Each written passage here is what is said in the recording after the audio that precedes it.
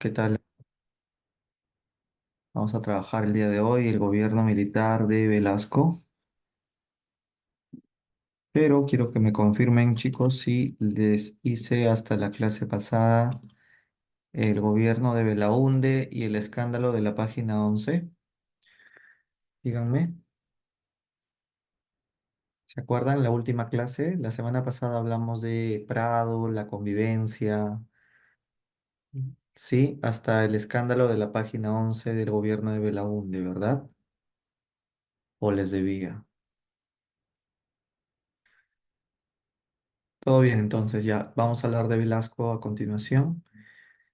Eh, el general Velasco, el general de Julio, dice, bien, Velasco, como lo ven ahí, era un piurano, pobre, él nació pobre, eh, eh, él creció en un barrio complicado, su infancia fue de bastante necesidad, eh, pero él siempre veía por las injusticias. Eh, a los 19 años decidió venir a Lima y enrolarse en la Escuela Militar de Chorrillos, aunque como no tenía vara para ingresar, tuvo que entrar así como soldado, soldado raso. Eh, y bueno, poco a poco fue ascendiendo, eh, poco a poco se dio cuenta de que tenía la vocación y llegó a ser jefe del Comando Conjunto de las Fuerzas Armadas. Y con este grado le hizo el golpe de Estado a Belaúnde. Entonces, Velasco fue una dictadura que gobernó sin Congreso y sin Constitución y tenía como propósito transformar todas las estructuras del país. El 3 de octubre del año 68 lo sacó a Belaúnde debido a que no había hecho la reforma agraria. El pretexto fue el escándalo de la página 11. Acá vemos un Belaúnde siendo sacado y llevado a la Argentina. Eh, la situación era complicada porque con Belaúnde la oligarquía disfrutaba la vida, pero la otra cara del Perú profundo andino era de dolor y sufrimiento. Por eso las haciendas tenía campesinos, campesinos que eran explotados en las tierras y no, Julio, fue un golpe hecho por el Comando Conjunto, pero el Comando Conjunto puso a Velasco en representación de la Marina, el Ejército y la FAP, que el Ejército es el que estaba más que todo liderando al Comando Conjunto. La Marina y la FAP demoró todavía hasta el día siguiente para pronunciarse a favor del golpe. Lo hicieron, digamos, presionado, ¿no? También el problema del Perú era el petróleo que estaba en poder de Estados Unidos, la IPC que pagaba pocos impuestos. Esta era una realidad complicada. Velasco dijo que iba a hacer el cambio, estableció su plan. Lo que quiere es transformar las estructuras del país. No es solo darle pescado, sino a los pobres, sino cambiar todo el problema, o sea, de raíz, hacer un Estado eficiente, con gran moralidad para no tener corruptos. Quería un gobierno nacionalista, porque si tú amas a tu país, tienes que entender de que el Perú tiene que ser ayudado, sobre todo la zona que siempre ha sido olvidada. Velasco todo esto lo ideó en el llamado Plan Inca. Este es el cuadro de Tupac Amaru que Velasco puso. y sacó el de Francisco Pizarro. Este es la mensaje a la nación que da Velasco, iniciando su gobierno revolucionario. Luego él implanta reformas con el llamado Plan Inca.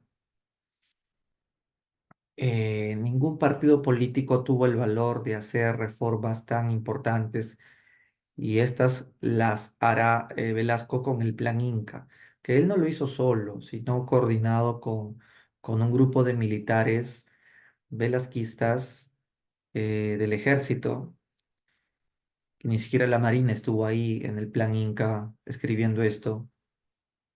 Eh, el Plan Inca inicialmente era secreto y fue preparado por los coroneles que planearon el golpe.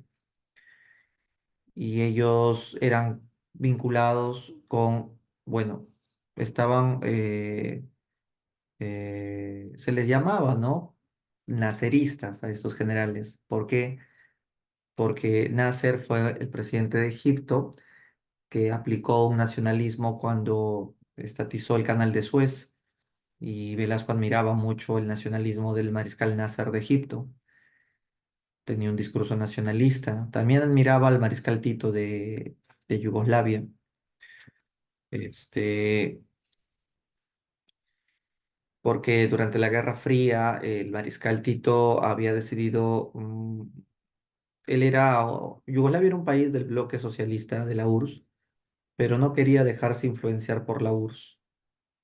Y Velasco era parecido, porque Velasco no quería ser ni capitalista ni comunista, ¿no? Este, él decía que era nacionalista. El programa de Velasco era una revolución hecha por individuos de, bueno, ellos decían, ¿no? Que eran de buena fe, con buenas intenciones, para lograr una transformación. La gente que acompañó a Velasco era gente del CAEM. El CAEM jugó un papel muy importante porque profesionalizaba las Fuerzas Armadas y el CAEM eran militares que conocieron qué pasó con las guerrillas campesinas, el descontento del Perú se manifestó en las guerrillas.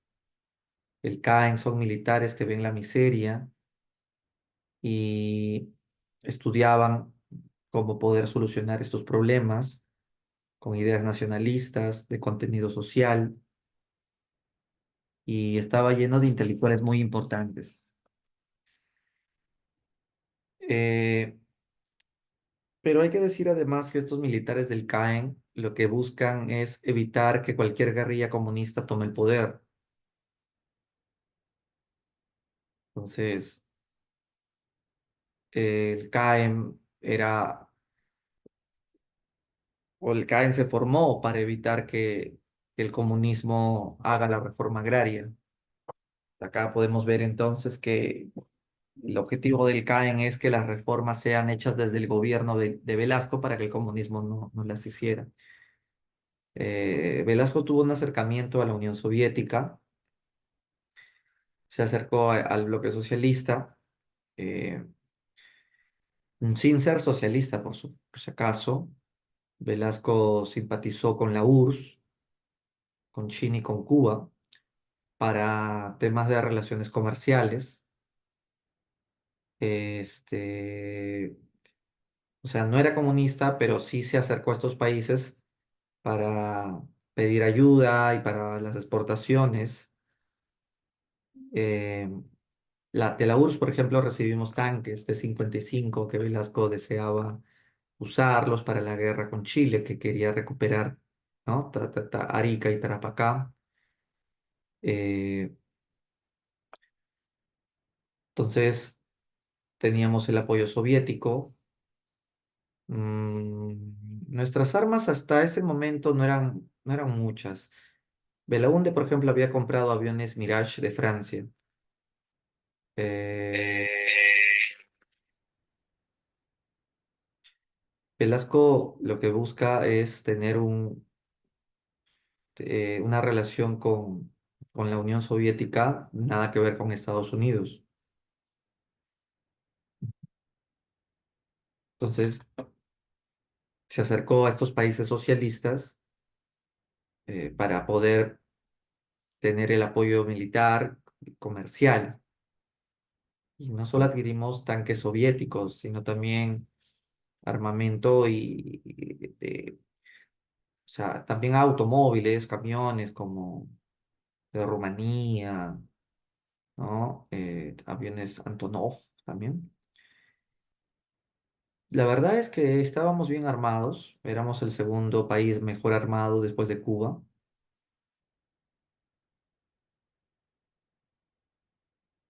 De esa manera, Velasco planeará la guerra con Chile, que al final nunca hubo. Hubo un terremoto en el año 70 que destruyó el Callejón de Huaylas y por eso es que surgió el Defensa Civil.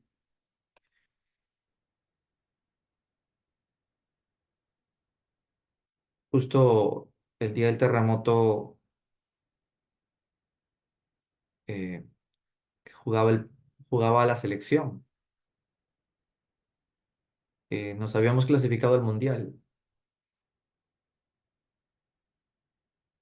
y ya en el Mundial de México 70 Perú jugaba con Bulgaria y ese día se dio el terremoto. Entonces los jugadores estaban preocupados por sus familiares. Estábamos incluso perdiendo con los búlgaros, ¿no? 2-0. Pero luego se les dijo, ¿no? Que con este partido estamos terminando de matar a los sobrevivientes del terremoto y al final, en el segundo tiempo, le remontamos 4-2.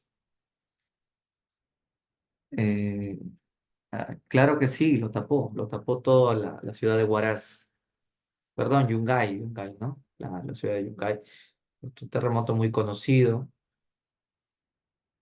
entonces por eso es que surge lo que dije, ¿no? Defensa civil. Perú, en este gobierno, se declaró país no alineado, o sea, no, Velasco decidió que el Perú se declaraba ni capitalista ni comunista, no queremos pertenecer al bloque, perdón, a ningún bloque de la Guerra Fría, preferimos ser del bloque del tercer mundo. Acuérdate que Velasco tenía como lema ni capitalista ni comunista, él era un nacionalista humanitario.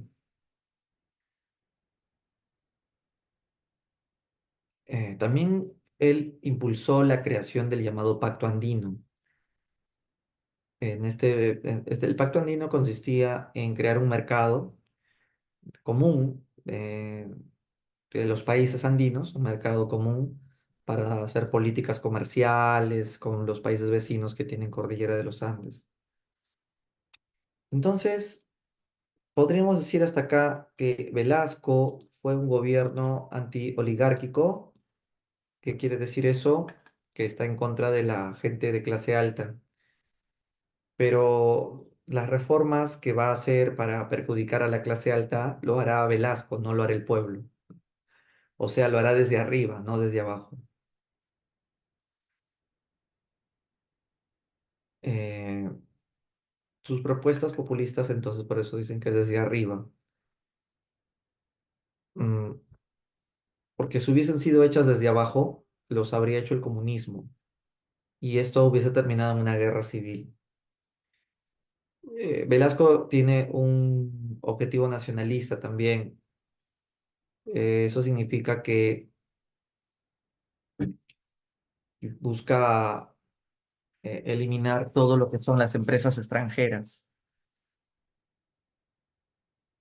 y también no quiere nada con las empresas extranjeras y eso demuestra que él tiene una autonomía de Estado, que no se va a dejar dominar ni por los de afuera ni por los ricos de adentro, ni por ningún oligarca.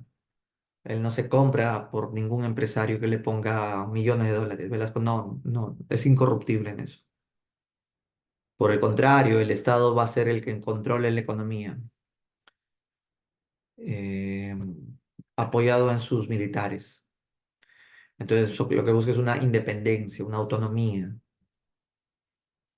¿no? Hasta los bancos van a ser del Estado y todo esto termina siendo capitalismo de Estado. Velasco tiene bastante empatía con el mundo quechua. Y eso que Velasco no era indígena, era un criollo, piurano, que escuchaba valses criollos, pero tenía una empatía con el mundo andino que normalmente no visitó. Entonces, Velasco lo que va a buscar es construir ciudadanos, porque el indígena no era considerado ciudadano, era un trabajador de la hacienda, parecía un esclavo, era un siervo, ¿no? Tenía la condición de siervo, la servidumbre del yanaconaje. Entonces, Velasco convirtió a una gran masa de peruanos de siervos a ciudadanos, y eso lo hizo con la reforma agraria, y no lo hizo en democracia, lo hizo en dictadura. Eh, pero para lograr esto necesita aplicar el corporativismo. El corporativismo viene a ser el encapsulamiento que va a tener el Perú, ya que Velasco imagina el Perú como una cápsula, como un cuerpo, en el cual el Estado es el que tiene todo el control, el Estado es el que maneja las empresas, no solamente las peruanas, sino las pocas que quedaron privadas. O sea, algunas empresas privadas se mantuvieron, pero sometidas a las reglas del Estado. Entonces, los militares están en el poder, eso es el corporativismo, y encapsulan a los trabajadores y a las empresas en un solo cuerpo comunitarista. Entonces, Estado y trabajadores forman el mismo cuerpo. Entonces, el corporativismo es la representación del interés de todos, pero el Estado no tiene derecho ni poder sobre las decisiones. Es el Estado quien toma las decisiones. Por supuesto que lo que busca Velasco con el corporativismo es hacer una justa redistribución de la riqueza, pero con la condición de que el pueblo no se le vaya a sublevar. De lo contrario, Velasco va a implantar la coerción o la dictadura. ¿Te acuerdas que el corporativismo era una característica que se vio en el fascismo? Solo que la diferencia es que el corporativismo que hubo en el fascismo de Italia o de Alemania se diferencia con el de Velasco porque el de Velasco es un corporativismo que busca la inclusión social.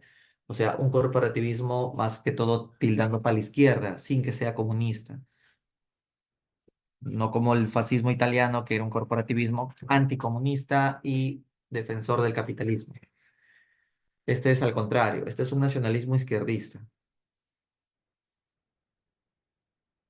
Bien, a los 6 días de haber iniciado el gobierno, Velasco dio su primera reforma, la reforma agraria. La reforma agraria lo hizo a los 6 días de haber iniciado el golpe. Perdón, me equivoqué, no es la reforma agraria, es la expropiación del petróleo. La reforma agraria va a ser la mejor reforma de Velasco, pero no fue la primera. Con la primera reforma fue la expropiación de la IPC, la convirtió en Petroperú, que tenemos el discurso donde Velasco anuncia por televisión la expropiación. Entonces fue histórico esto porque lo que ningún presidente se atrevió a hacer en 80 años, desde que la IPC llegó, Velasco lo hizo en 6 días nomás. Día de la Dignidad Nacional fue el nombre que le dieron a esta expropiación de la IPC y se le convierte en Petroperú y hasta fue declarado día feriado. Eh, Estados Unidos, sin embargo, se incomodó obviamente por ello, porque le estábamos afectando sus intereses, por eso es que pidió que le paguemos una indemnización. De lo contrario, Estados Unidos, si no pagábamos la indemnización, nos iba a aplicar la enmienda Hickenlooper. Hickenlooper, esta enmienda establecía que nos iban a cortar todos los préstamos, nos iban a cerrar los bancos extranjeros, el Banco Mundial, porque no es justo que países como el nuestro estén nacionalizando propiedades estadounidenses sin efectuar una compensación económica. Eh, Increíblemente se pagó esa indemnización, pero el que firmó el cheque, sin que Velasco lo sepa, fue Pedro Pablo Kuczynski. Entonces, sí, había pagado 17 millones de dólares a la IPC como indemnización. Velasco explotó de cólera, por eso ordenó su fusilamiento inmediato, pero Kuczynski escapó a Estados Unidos. Entonces no tuvo más opción Velasco que ceder e indemnizar a la IPC con 76 millones de dólares, con la firma del tratado de la Flor Green, de la Flor Green. Finalmente se le pagó a la IPC. Y la pregunta es, ¿por qué lo hizo Velasco? ¿No que era nacionalista? Lo que pasa es que Kuczynski ya había adelantado, pues, y había pagado un adelanto. Y tampoco era cuestión de enfrentarnos al 100% a Estados Unidos, porque nos iban a aislar horriblemente. Pero no quiere decir que en otras cuestiones no sea nacionalista. Bueno, también construyó el oleoducto norperuano con apoyo japonés para transportar el petróleo de la Amazonía a la costa. Ya para el año siguiente se hizo la reforma agraria, 24 de junio del 69, bajo el lema La tierra es para quien la trabaja. Eh, Compatriota, o perdón, campesino, el patrón no volverá a comer más tu pobreza. Bien, este es el discurso donde Velasco anuncia la reforma agraria y Velasco le pagó a los dueños de las haciendas una indemnización porque les está quitando sus tierras. Bueno, a la IPC sí se le pagó, aunque Velasco renegando lo hizo por lo de Kuczynski. Pues a los dueños de las haciendas, que eran peruanos, también se les pagó, pero solo con bonos del gobierno. O sea, no se le pagó efectivo, se le pagó en bonos y que esos bonos iban a ser terminados de cancelar en 20 a 30 años. Al final esos bonos se redujeron por la inflación que dejó Alan García. Los militares tomaron las haciendas, los hacendados se fueron. ¿En qué porcentaje se expropiaron las haciendas? 60% de todas las tierras agrícolas del país fueron expropiadas. Y fue mucho más radical esta reforma que la Revolución Mexicana y Boliviana. Eh, entonces, la costa, las haciendas más poderosas fueron expropiadas. Y la sierra, todas, las que se puedan, fueron expropiadas. Y estas tierras fueron transferidas a los campesinos, a los colonos de las haciendas. Expropiación no solamente era quitarle las tierras, sino también las máquinas, todas las instalaciones industriales. 24 de junio, día feriado, Día del Campesino. Eh, pero ahora viene un detalle. Las haciendas, las haciendas pasaron a ser administradas por cooperativas, 604 cooperativas. Las CAPS, que son cooperativas agrarias de producción social. ¿Pero qué era una cooperativa? Son militares que van a ahora estar dentro de la hacienda, que ya no es del hacendado, porque repito, la hacienda ahora es de los campesinos. O sea, toda esa hacienda es de todos los campesinos.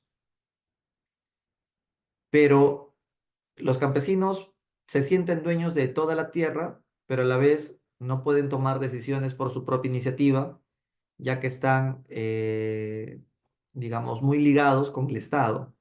Por eso es que el Estado mandaba a estos militares para que estén dentro o metidos en las haciendas y puedan ayudar a los campesinos a que puedan trabajar las tierras, ¿no? Eh, o sea, ayudarles a que mantengan la producción y de esa manera las ganancias sea distribuida equitativamente para todos los campesinos.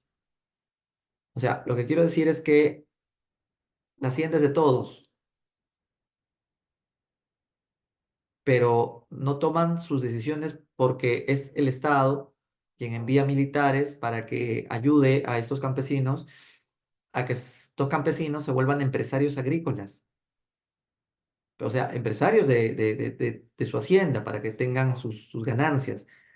No solamente es para que coman, sino es para que ganen plata y sea distribuido para entre todos, porque estas haciendas van a dedicarse a al comercio interno. Sus cosechas van a llegar a los mercados de las ciudades del Perú. Pasó lo mismo en la sierra. En la sierra las haciendas pasaron a ser administradas por también militares del gobierno, se llamaban las SAIS, Sociedades Agrarias de Interés Social.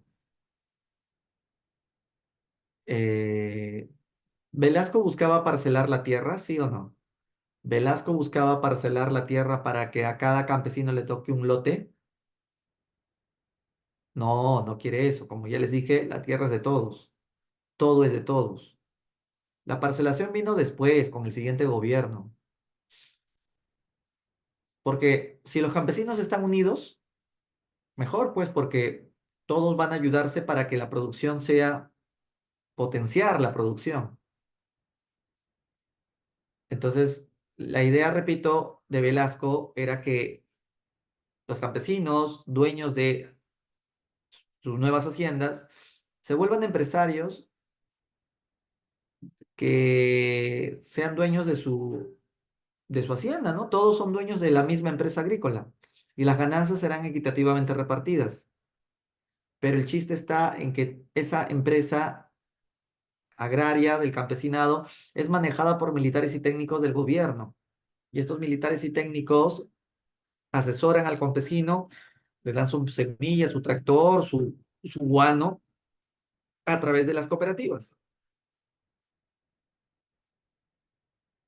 Entonces, lo que quiero que entiendas es que el campesino no solo era un trabajador, no solo era un administrador de su propia hacienda, sino era un accionista de su empresa agrícola.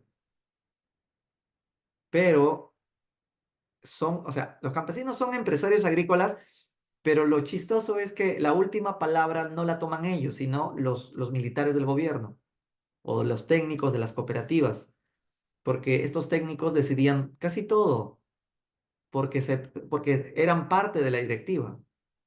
Como parte de la directiva se da una asociación entre los campesinos, que son dueños de la hacienda, empresarios agrícolas, asociados con estos técnicos del gobierno, de las cooperativas. ¿Tú crees que así debería de haber sido? ¿Crees que estuvo bien esa forma de que el campesino, te dan tu tierra, pero no tienes la libertad de tomar tus propias decisiones? Entonces, el Estado es el que te está diciendo cómo tienes que producir tu propia empresa. ¿Por qué no, Julio? Porque tú hubieses querido que el indígena tenga la libertad de tomar sus propias decisiones, ¿cierto? Pero el Estado consideraba de que si le damos esa libertad al campesino, no va a generar muy bien el desarrollo de su empresa, porque va a estar abandonado. Necesita el asesoramiento del Estado. El Estado no puede desamparar a los peruanos pobres que están haciendo un emprendimiento con sus nuevas haciendas.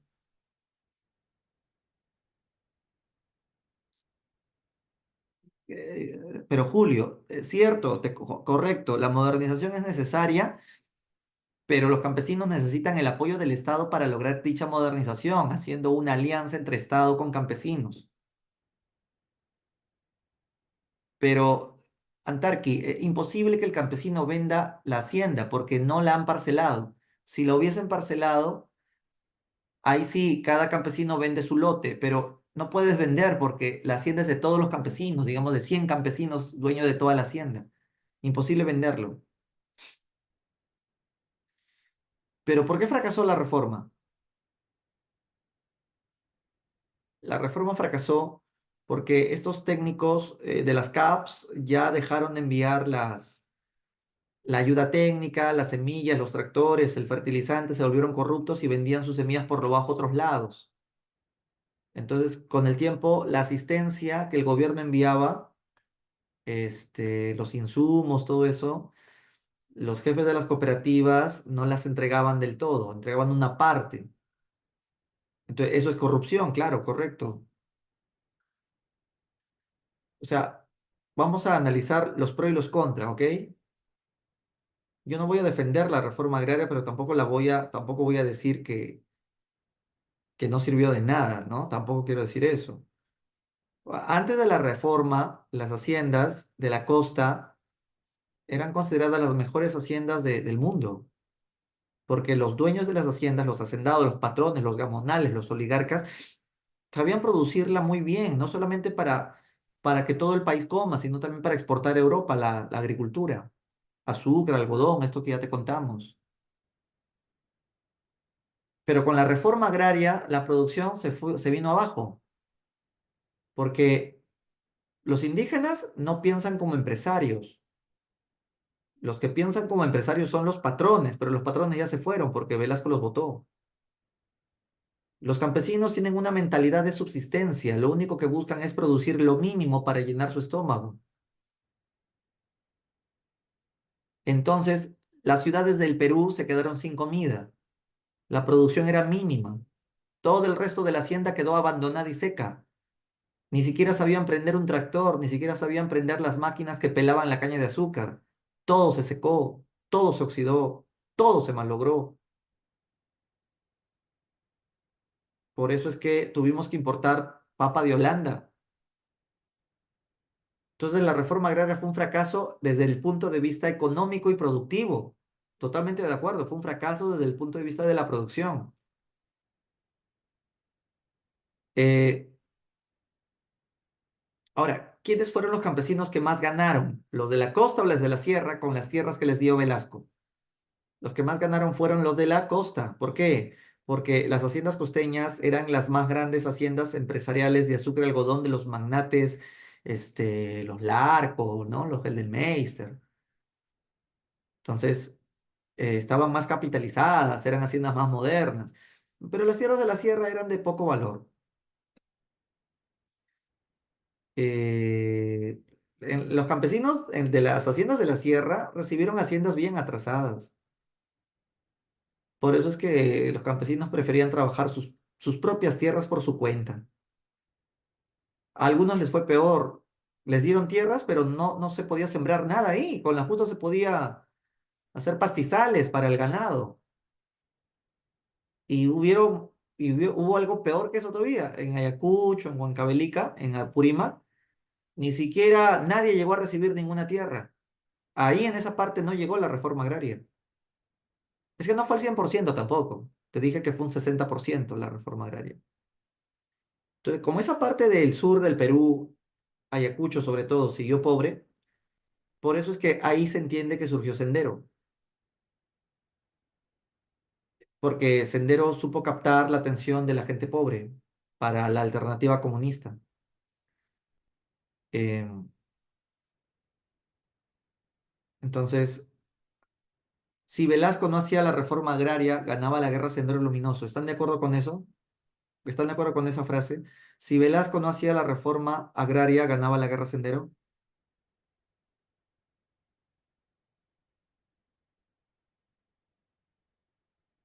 Sí, ¿verdad? ¿Por qué estás de acuerdo con esa frase, Lisette? Porque si Velasco no hacía la reforma, entonces hasta ahorita se mantendrían las haciendas y los indígenas seguirían explotados. Y los indígenas llegarían al punto en que ya no pueden más soportar y van a explotar. Y si explotan, se unirían a Sendero y hubiesen visto a Sendero como la vía más, la mejor vía. Abimael les habría dicho a 1 millón de campesinos, nos vamos a Lima a tomar el poder. ¿Quién los hubiese detenido? Es 1 millón de campesinos que hubiesen venido a Lima. Sendero tomaba el poder. Entonces, gracias a que Velasco hizo la reforma, los campesinos al menos ya tenían tierras y ya no necesitaron seguir incómodos con su extrema pobreza. Por eso a eso se refiere un sociólogo que dijo esa frase. Si Velasco no hacía la reforma agraria, ganaba la guerra Sendero. ¿Están de acuerdo los demás con esa frase? ¿Sí? Bueno, yo quiero ser abogado del diablo. Yo te podría decir que es más bien al revés. Por culpa de Velasco surgió Sendero. Interprétalo ahora de la otra manera. Por culpa del fracaso de la reforma agraria surgió Sendero. Porque como Velasco eliminó al gamonal, eliminó al hacendado, la sierra quedó este, desprotegida. Acuérdate que los gamonales eran como pequeños reyes o pequeños, no sé, como pequeños presidentes, ¿no? Dentro de su hacienda. Entonces, cuando Sendero toma, o bueno, cuando Sendero toma el campo, los campesinos no sabían qué hacer. Si Velasco no hubiese chocado con las haciendas, si Velasco no hubiese el- eh, eliminado a los gamonales habrían luchado contra Sendero. Los gamonales tenían la capacidad de formar ejércitos como poderosos gobiernos regionales, que siempre lo fueron desde la colonia, para poder hacer una guerrilla contra Sendero, y Sendero no habría penetrado todo lo que penetró. Entonces, la culpa la tuvo Velasco. Velasco es el culpable de que surja Sendero porque le quitaste el poder a los hacendados que podrían haber organizado guerrillas campesinas muy bien organizadas para que Sendero no cale posiciones. El hecho de que Velasco no haya dado la reforma en Ayacucho, en Apurímac, causó que esa pobreza y la reforma, que fue un fracaso tan fuerte, que la pobreza se mantuvo, por eso es que Sendero caló. Porque recuerda que en los 60 las guerrillas que surgieron con Belaúnde, las guerrillas campesinas de influencia cubana, el MIR, ¿no? ¿Te acuerdas? El MIR que sale de la Pra Rebelde, fueron aplastadas por Belaúnde. Entonces no debieron de haber surgido un rebrote, y el rebrote fue Sendero, pero de Sendero fue lo brutal ya, porque era maoísmo. Entonces, chicos, nunca crean lo que yo les digo a la primera. Tienen que entender que la historia tiene varias formas de interpretarse. Entonces, pero, ¿qué es lo que mejor preferirían creer? ¿La primera opción o la segunda? ¿La primera cuál era? Que gracias a que Velasco hizo la reforma agraria, Sendero no logró tomar el poder. Gracias, Velasco. O la segunda opción, por culpa del fracaso de la reforma es que Sendero surgió. ¿Cuál prefieres creer? Julio cree que igual habría surgido. Igual habría surgido con o sin reforma. Bueno, eh, entonces, ¿ustedes creen que igual hubiese surgido? ¿Por qué? Porque haya habido o no haya habido reforma, la pobreza se hubiese mantenido. ¿A eso te refieres? Bueno, la idea de un movimiento violento ya estaba plantada, ¿sí? Por el antecedente de las guerrillas y porque teníamos las noticias de la Revolución Cubana y la Revolución China. Tal vez por eso, a eso se refiere Julio. En fin, dime, ¿qué consecuencias positivas trajo la reforma? Las consecuencias positivas de la reforma es que se acabó con las haciendas, se acabó con esta clase poderosa oligarca que tenía pues eh, en una condición infrahumana a una gruesa masa de peruanos, de siervos y anaconas de las haciendas. Entonces, Velasco acabó con la servidumbre. Velasco convirtió de un día para otro siervos a ciudadanos. Si Velasco no hacía la reforma agraria, el Perú hoy día hubiese mantenido teniendo siervos, y con siervos tú no formas la democracia. La democracia se hace con ciudadanos, no con siervos. En ese sentido, Velasco fue muy bueno. Y hoy podrá haber racismo, hoy día podrá haber algún tipo de exclusión, discriminación por sexo, por títulos universitarios, lo que tú quieras, pero esta forma de discriminación que había en las haciendas ya no hay. Y gracias a Velasco. Eh, pero el tema es, desde la visión económica, Fue un desastre la reforma. Eh, la gente de la sierra siguió migrando a la costa, buscando trabajo, educación, y el campo ya no tenía capitales, se fue descapitalizando por la corrupción de las CAPs. Ya nadie reinvertía ni en máquinas, en nada. Por eso te decía que tuvimos que importar alimentos de Europa. Bien, la reforma agraria fue totalmente un fracaso desde el punto de vista económico, pero desde el punto de vista de reivindicar a una gruesa masa de peruanos que estaban en condiciones infrahumanas, ahí es Velasco es sumamente exitoso. Entonces se acabó con el yugo de los hacendados. Eh, Julio nos pregunta, ¿y cómo debió de haber funcionado? Yo creo que el error fue que Velasco no se enteró de la corrupción de sus propios militares, confiaba demasiado en ellos. Pero al mismo tiempo, el problema ahí fue que dentro de los militares hubieron traidores. El mismo Velasco se lo cuenta a César Hildebrand en una entrevista que le hizo cuando, bueno, Hildebrand era mucho más joven y Velasco todavía vivía. Que Velasco dice que dentro de la gente de Velasco habían velasquistas más comunistas y que estos velasquistas más radicales o comunistas criticaban a Velasco por ser moderado. Y tú dirás, profe, pero Velasco no era moderado, sus reformas fueron bastante radicales. De verdad no, porque parece más un Velasco moderado, porque si Velasco hubiese sido sumamente radical a lo comunista, no habría querido que el Perú tenga empresas peruanas, habría querido más bien que sea el proletariado, que tome el poder a lo Lenin, ¿no? A lo Revolución Rusa. Pero Velasco no es comunista, no es capitalista, entonces es más un velasquista moderado. Pero el problema es que los velasquistas que son más izquierdistas y comunistas, no les gustó que Velasco no sea tan comunista y lo hicieron que su gobierno quede minado. Y por eso hubo tanta corrupción y tanta vaina. Entonces, por eso no funcionó la cosa. Además, corrupción hay en todos lados. Pero ¿dónde hay más corrupción? ¿En dictaduras o en democracias? ¿Tú qué dices? ¿Dónde hay más corrupción? ¿En dictaduras o en democracias? Más corrupción hay en dictaduras, porque nadie te vigila, nadie te controla. Al menos en democracia tienes a una prensa que puede sacar algún destape. Pero en dictaduras, ¿tú sabes cuántos militares se llenaron de plata? Estos tanques rusos que nos daba ¿no? La Unión Soviética, ¿tú crees que los militares de Velasco no cutriaron ahí? Por eso es que tampoco es que vamos a defender a los militares diciendo que todo fue color de rosas, ¿no? O sea, las intenciones eran buenas, no lo dudo, pero todos los militares, por más velasquistas que sean, tampoco pensaban igualito a Velasco. El mismo Velasco ordenó que maten a gente que se sublevaba. Por ejemplo, Velasco una vez decretó que se va a abolir la gratuidad de la educación en Ayacucho. Si tú jalas un curso, tenías que pagar 300 soles. ¿De dónde vas a sacar 300 soles para volver a llevar el curso que jalaste?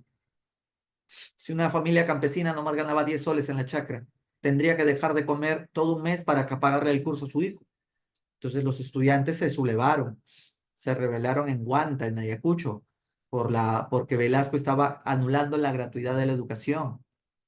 Por eso es que Velasco mandó a los hinchis, o sea, a los militares, y murieron más de 30 campesinos. Fue la matanza de Huanta. Claro, por eso el famoso huayno Flor de Retama. El Pero huayno es Flor de que Retama. parece que hubieran estudiado con más ganas y ya no hubieran jalado cursos. Ajá, eres la segunda chica que me dice algo parecido cuando yo conté en una clase también lo de Velasco. Y yo te respondo lo mismo que le dije a ella. A ti también te digo, no es cuestión de que porque jalaste un curso mereces estar pagando. Recuerda que es una universidad nacional, la San Cristóbal de Huamanga. Y si, por ejemplo, tú estudias en San Marcos pronto, esperemos que ingreses pronto, ¿por qué jalarías un curso?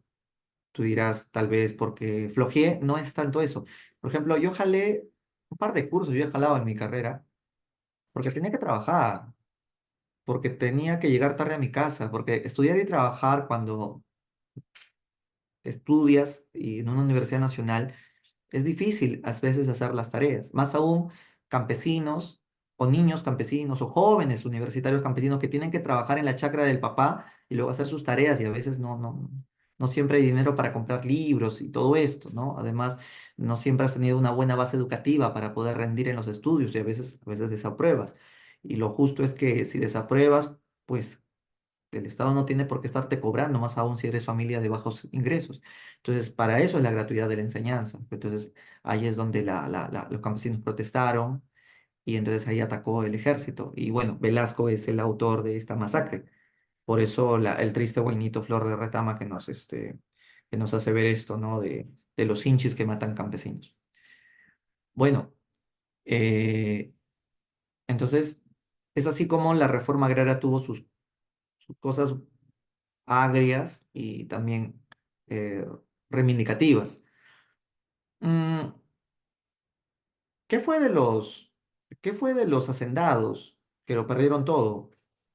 Bueno, si eran de clase alta y ahora como ya no tienen hacienda, se volvieron de clase media y se fueron a vivir a distritos de clase media, ¿no? La Magdalena, Jesús María, San Miguel.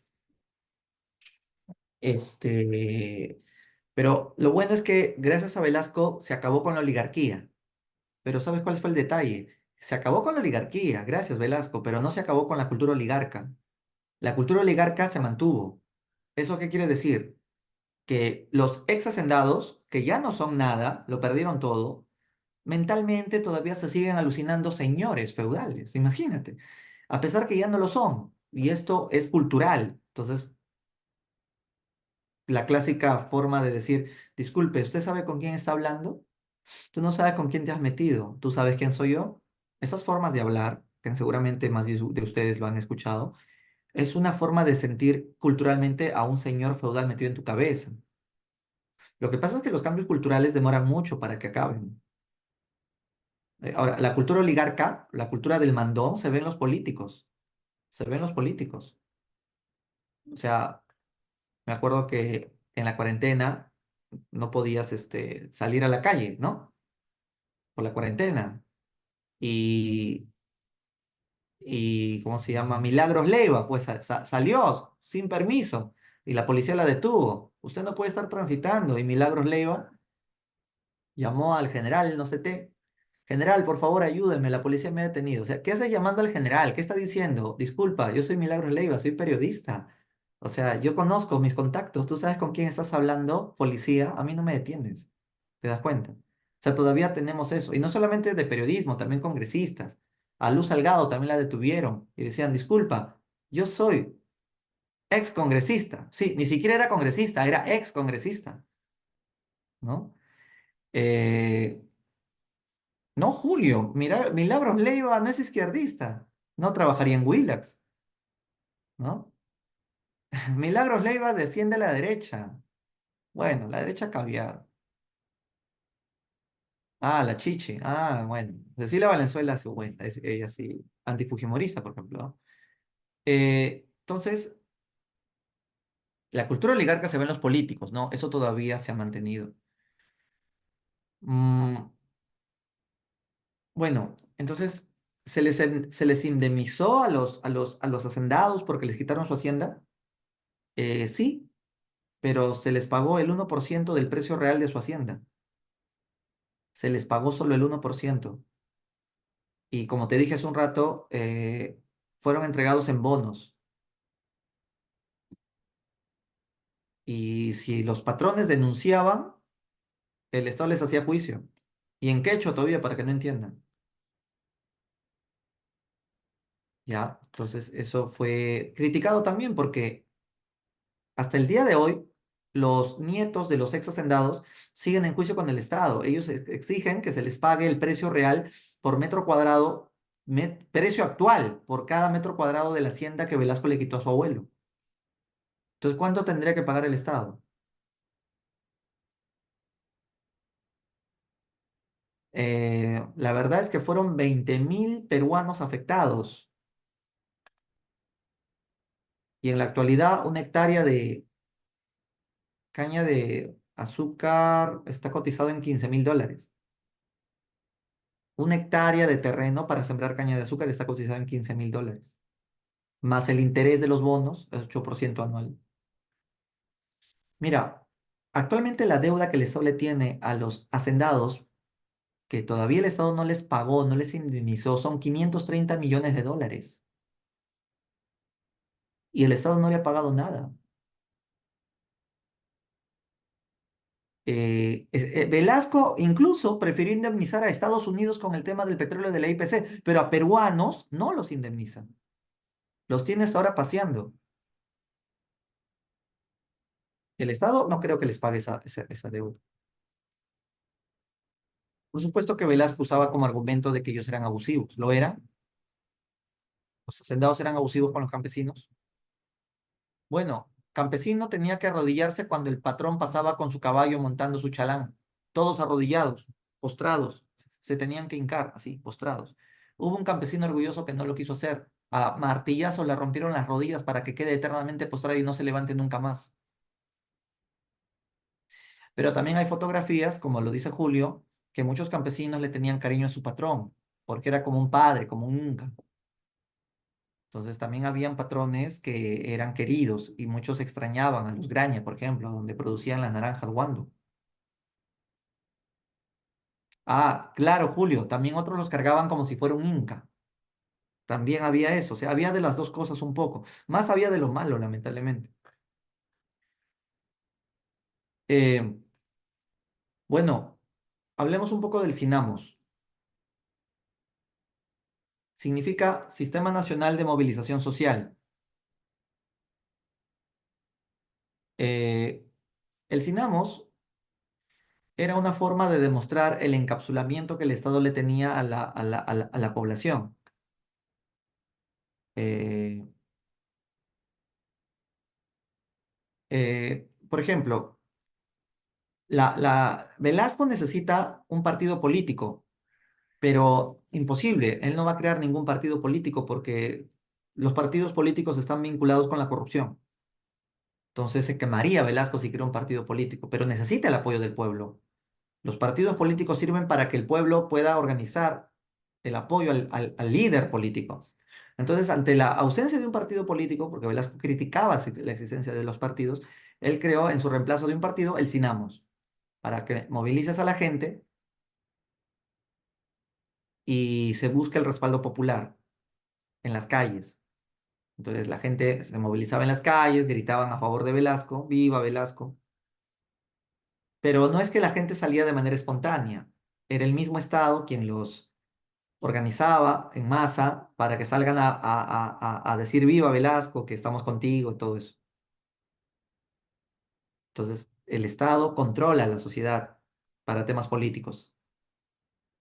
Los que integraban el Sinamos, los que integraban el Sinamos, eran, eh, eran gente, eran gente de izquierda de la universidad, pero que también estaba al mando de militares.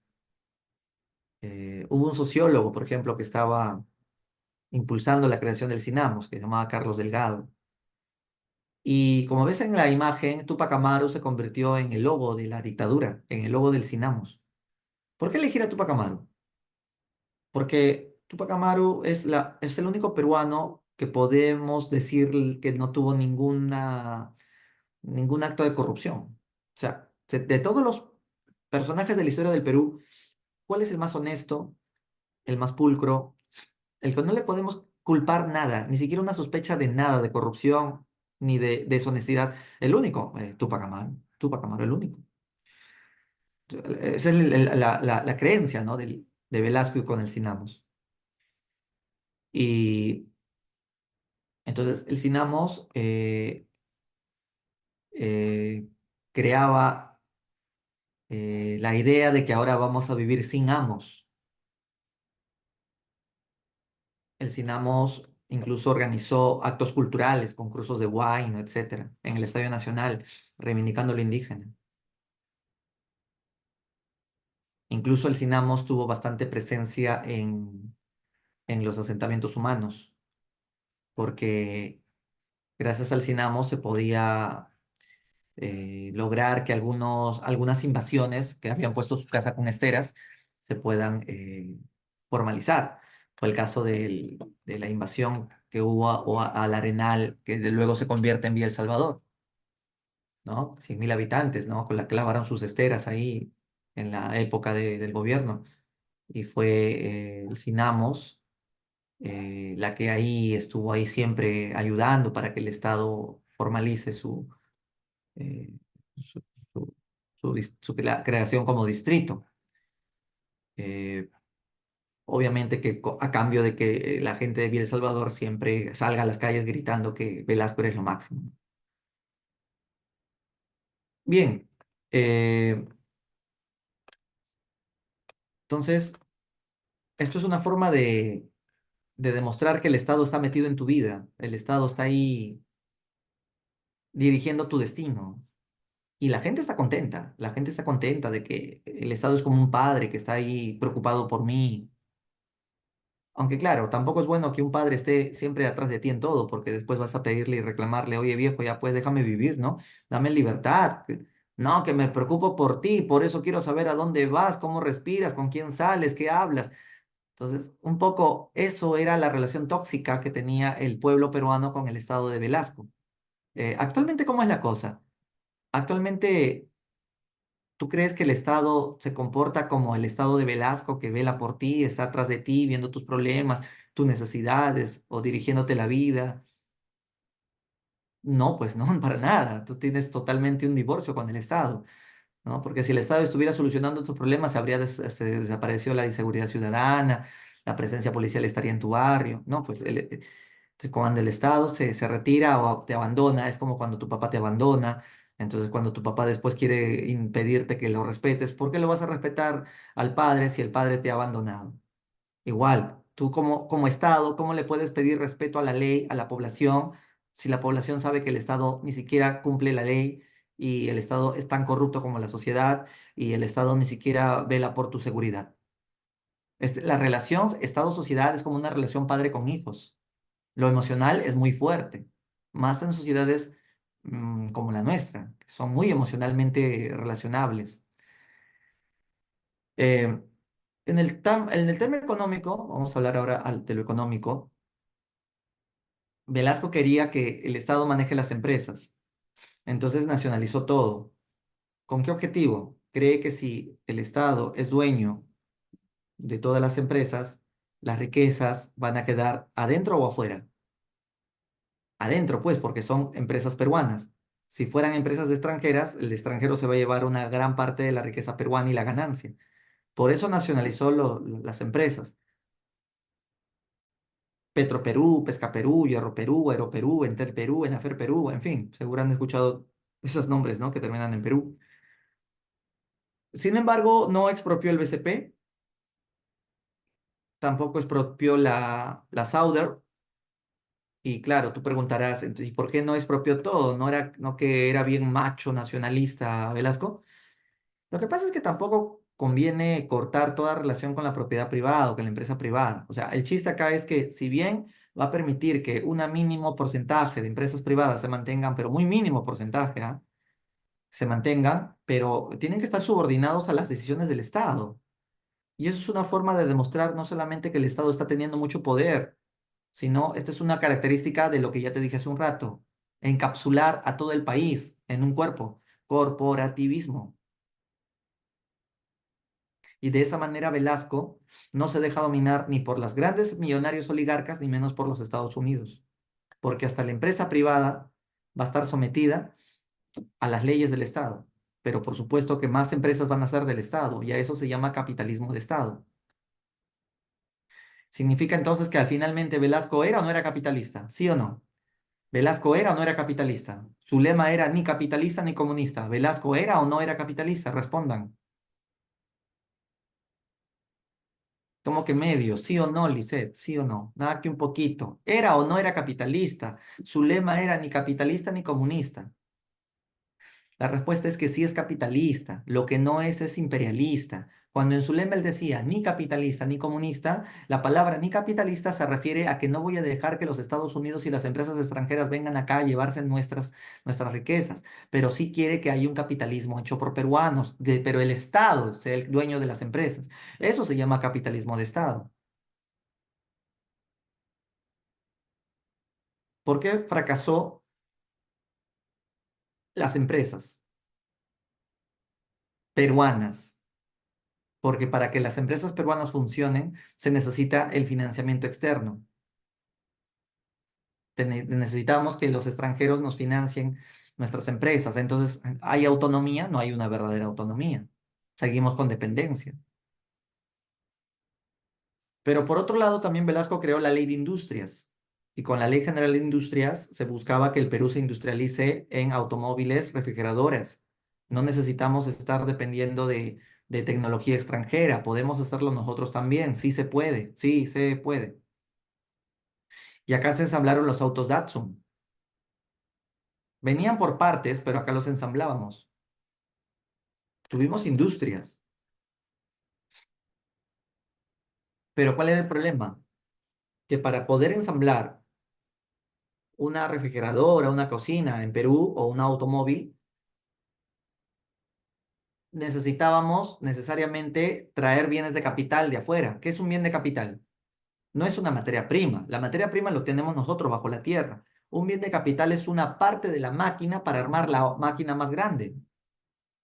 Por ejemplo, ¿cómo funciona una refrigeradora? ¿Tienen refrigerador en casa? Sí tienen. ¿Cómo funciona? ¿Qué hay dentro de la frigider para que salga el hielo o esté frío adentro? ¿Sabes cómo funciona un motor? Pero, ¿qué más? El motor tiene el auto. ¿Y acaso el auto hace hielo? Un líquido refrigerante, ya. ¿Sabes armar eso, Antarqui? No sabes, pues, porque eso es, ¿no? Teníamos que contratar los técnicos rusos para que nos enseñen. O traer la máquina ya hecha y ensamblarla acá. Y eso es un bien de capital. El Perú se sigue endeudando, seguimos dependiendo de otros. No se vio una completa autonomía de Estado.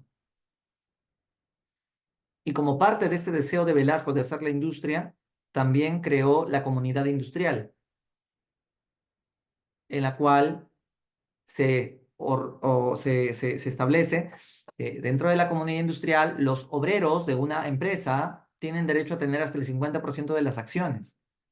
Los obreros de una empresa tienen derecho de tener hasta el 50% de las acciones del empresario y tienen derecho a sentarse en la silla del gerente para poder negociar junto con el gerente cómo se van a repartir las acciones y la ganancia de la empresa. ¿Te gusta esa idea o no? Es como que yo sea dueño de la mitad de ADC, porque yo tengo ya trabajando más de un año acá, entonces mi derecho es ser dueño de la mitad de las acciones de ADC. Velasco habría dicho eso. Ahora, esto parece exitoso, pero ¿por qué fracasó? Porque los obreros, como ya tienen sus acciones y ya tienen, digamos, su sueldo asegurado, que eso es muy bueno si tienen acciones, entonces no necesitan esforzarse para ser más creativos, no necesitan esforzarse más para que la industria o la empresa en la que trabajan produzca más. Total, ya tienen su vida hecha. Y lo peor, los obreros no permiten que entren nuevos trabajadores a la empresa, porque nuevos obreros pueden ser más creativos. ¿Por qué no permiten que entren nuevos? Para no compartir sus acciones con los nuevos. O sea, cerraban el círculo. Entonces, solo un grupo reducido de obreros se privilegió gracias a Velasco, mientras que el resto de la población seguía desempleada, porque no los dejaban entrar a estas nuevas industrias. Pero claro, Velasco pensaba que se lograría salir adelante con una industria propia. Por eso es que Velasco creó Parque Industrial en Villa El Salvador. ¿Conocen Parque Industrial de Villa El Salvador? Eso fue que de Velasco, para que desarrollemos pequeñas industrias, ¿no? Ahí está, empresas de metal, de carpintería. ¿Cómo se llama esa zona donde venden un montón de muebles en Villa El Salvador? ¿Cómo se llama esa zona? Esa es una zona industrial también, toda esa parte. A ver, ¿quién vive por Villa? ¿Cómo se llama esa zona donde venden más muebles? Samuel, que es de Villa, ¿sabe? Samuel, ya se le fue la señal a Samuel. A ver, entonces, este es un poco el tema, ¿no? El capitalismo de Estado, o nacionalismo humanista, como se le quería llamar. Mm,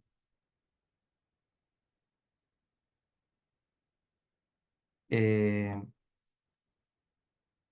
pero algo que me olvidaba es que Velasco también era parte de la CEPAL.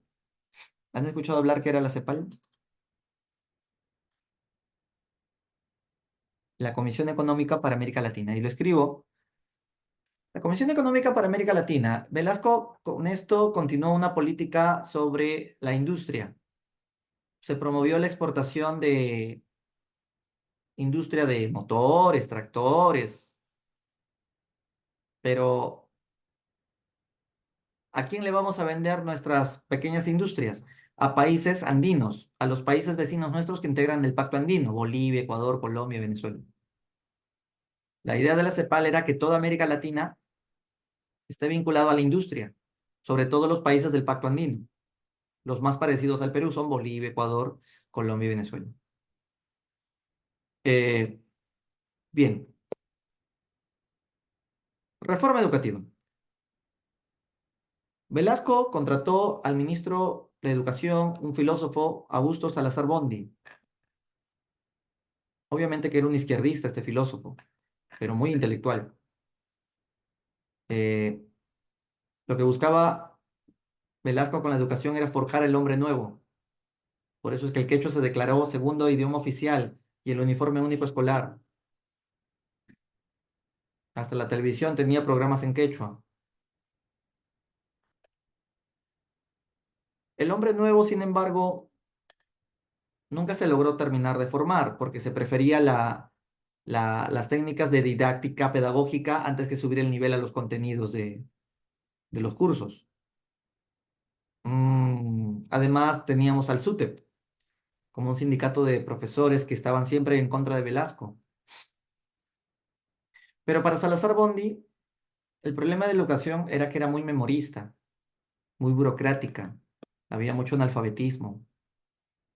eh, los niños eran marginados y desatendidos en su educación. La educación era para beneficio de una minoría. Estos jovencitos estudiaban para memorizar cosas, pero totalmente desconectados con la realidad. Por eso es que lo que busca la reforma educativa es darle un sentido más peruanista y nacionalista a la educación.